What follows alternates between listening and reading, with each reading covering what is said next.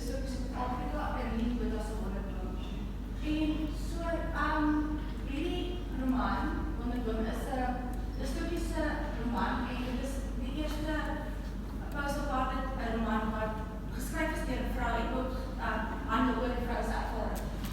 En wat baie belangrik is in hierdie roman is die insetsel van die kort. En hierdie is die kort wat in die roman voorkom. En dit begin by Betty's Baai en dan na vergelegen Kaapstad, Atlantis en dan verder op na die noorde.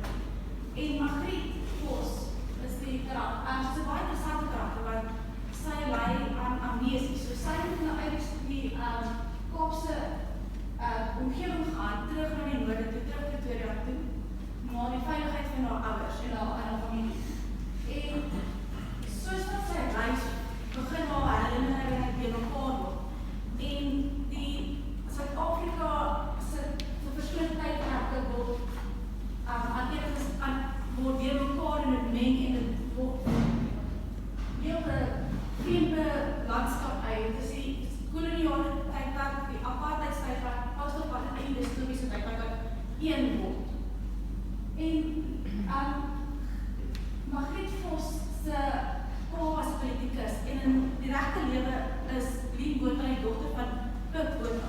So is 'n baie groot element van autobiografiese skrywing wat nie teenwoordig is. En ook Lien Botha as 'n fotograaf van beroep. So baie van hierdie by elke hoofstuk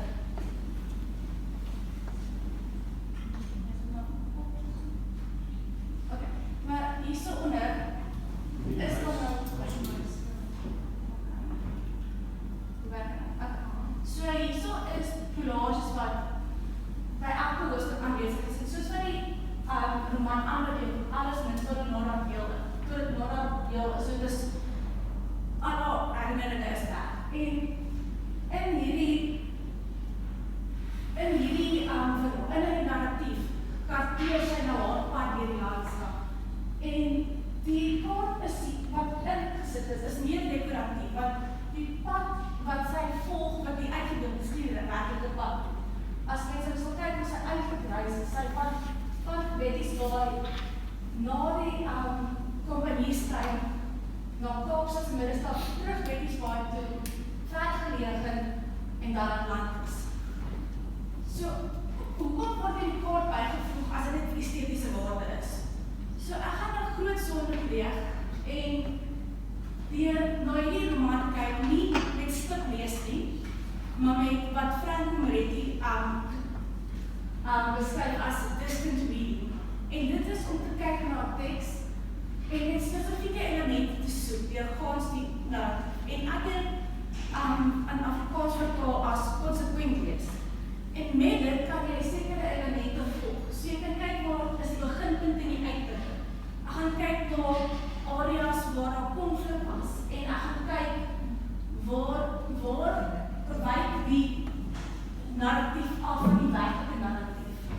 Of die gekarteerde narratief en die werklike narratief. En ook hier, daar is 150 plekverwysings in die roman. Maar ek gaan nie by alle plekke nie. En baie van die verwysings word 10 of 5 keer na verwys. En binne in 'n plek, binne Kaapstad is daar byvoorbeeld 15 ander verwysings na plekke binne-in. So, daar is in Kaapstad 'n geheel byvoorbeeld 10 keer genoem, maar plekke binne in Kaapstad moet dit nog op bygetel word. So, om te kyk watter areas word daar die meeste op gefokus. Want die groot tog nou na die noorde toe eindig eintlik net sy eindig 7 km voor Wonderblom waar familie is. So daar gebeur, en dit gebeur alles in die laaste hoofstuk. So hierdie eerste 7 hoofstuk is net hierdie route. So soos wat sy hierdie landreis versnel haar amnesies of die verlies van haar geheue en daarom is dit nou belangrik om te kyk wanneer wat plaasvind. So ek gaan geokrities en ekokrities kyk en die karaktere gaan bydra tot die uitbeelding van 'n dystopiese Suid-Afrika. En wat interessant is elke plek wat sy genoem het in hierdie roman man is kan mens op Google Maps sien en kry.